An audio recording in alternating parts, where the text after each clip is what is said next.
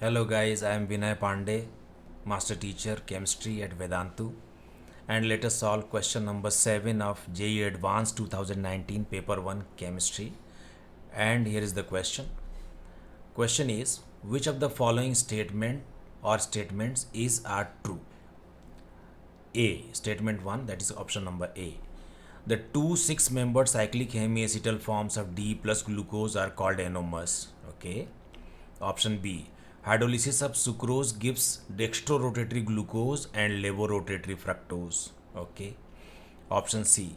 Monosaccharides cannot be hydrolyzed to give polyhydroxyaldehydes and ketones. Okay. D. Oxidation of glucose with bromine water gives glutamic acid. Okay, so let us check one by one.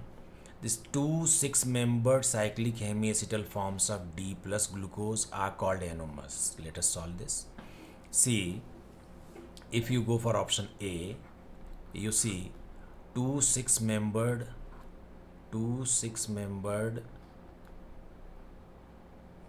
cyclic forms of glucose are this. You see, this is carbon number 2, OH goes down.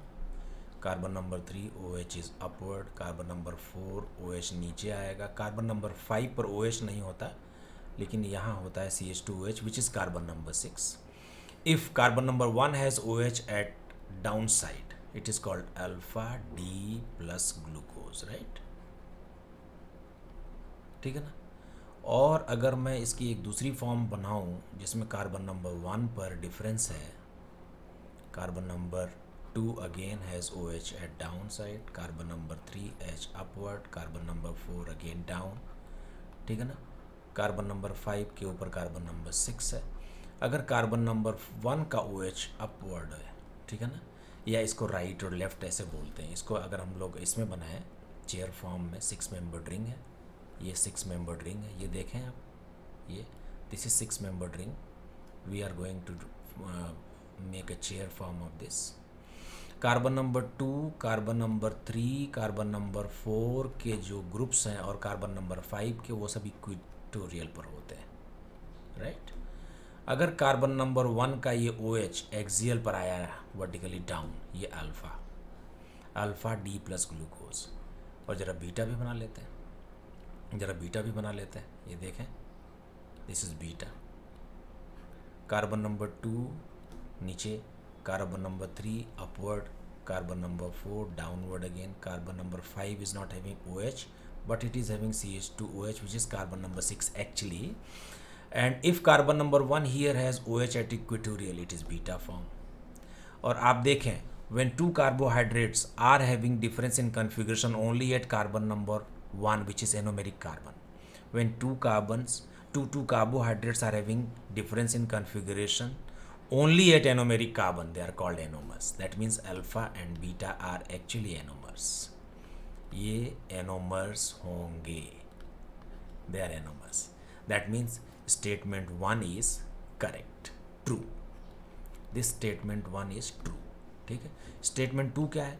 Hydrolysis of sucrose gives dextrorotatory glucose and laevorotatory fructose. True है भाई, check कर लेते हैं. ये है हमारा sucrose की hydrolysis अगर हम करवाएं ना, सुक्रोज की अगर हम हाइड्रोलिसिस करवाएं, इट इज C12H22O11. इसका स्पेसिफिक रोटेशन होता है +65 डिग्री, राइट. और अगर इसकी हाइड्रोलिसिस करवाएं एसिडिक मीडियम में, वाटर से हाइड्रोलिसिस करवाते हैं, और इन्वर्टेज नाम का एक एंजाइम भी इसमें इन्वॉल्व है. every reaction of carbohydrate is done, it is caused by an enzyme, a specific enzyme. तो इसमें D प्लस ग्लूकोज मिलता है हमें, we get D plus glucose, specific rotation +52.5 and D minus fructose मिलता है, स्पेसिफिक रोटेशन -92.5 डिग्री, राइट. दोनों का formula same, C6H12O6. But overall it is a levorotatory mixture. Right. और इसीलिए हम इसको इन्वर्जन ऑफ शुगर भी बोलते हैं. And the product mixture is called invert sugar. It is a dextrorotatory mixture, dextrorotatory sugar, and it is hydrolyzed to a levorotatory product mixture, and this product mixture is also known as invert sugar, right? तो इसका मतलब ये है कि our statement B, that means option B is also true, right? Let's go for C option. Monosaccharides cannot be hydrolyzed to give polyhydroxyaldehydes and ketones. C monosaccharides क्या है? हमारे course में मोनोसैक्राइड्स हैं. अगर हम ऑप्शन सी की बात करें तो हमारे कोर्स में जो मोनोसैक्राइड्स हैं, ग्लूकोज, फ्रक्टोज, जो हम पढ़ते हैं नॉर्मली, ठीक है ना, गैलेक्टोज और mannose, these are the monosaccharides we normally study in our case, right?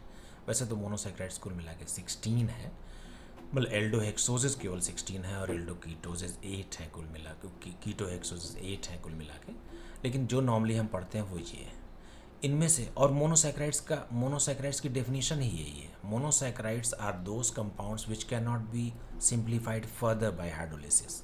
अगर आप इसकी हाइड्रोलिसिस करेंगे तो ये ब्रेक हो जाएगा CO2 में, H2O में, और एनर्जी मिलेगी.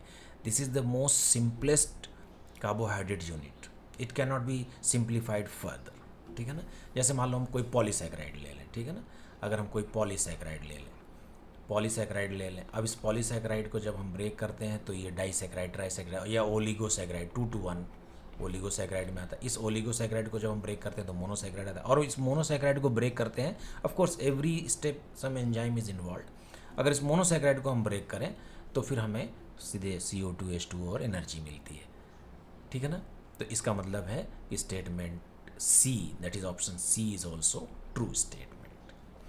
स्टेटमेंट डी देख लेते हैं. Oxidation of glucose with bromine water gives glutamic acid. ये गलत स्टेटमेंट है. देखिए, अगर आप ग्लूकोज ले लें, ग्लूकोज क्या है? CHO, राइट पर OH, राइट लेफ्ट, राइट, ठीक है ना.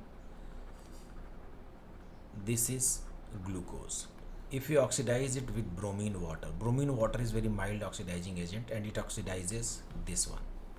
Only CHO and no other group is oxidized on alcohol with bromine water, right?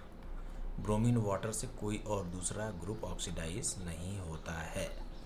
And this acid is known as gluconic acid, not glutamic, ठीक है ना.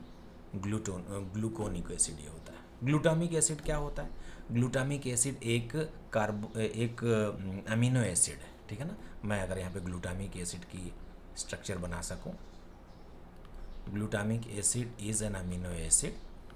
Amino acid ये है, देख लें आप, CaCOOH, and here one side chain with 2 carbons and 1 more COOH. This is glutamic acid. This one is glutamic acid which is actually an amino acid, right? ये है ग्लूटामिक एसिड. और ये जो प्रोडक्ट हमें मिलेगा वो ग्लूकोनिक एसिड है, ठीक है. Understood? That means statement D is not correct. तो ABC, इसका मतलब हमारा आंसर इस क्वेश्चन के लिए हुआ A, B and C. Okay? Please stay tuned for the next question.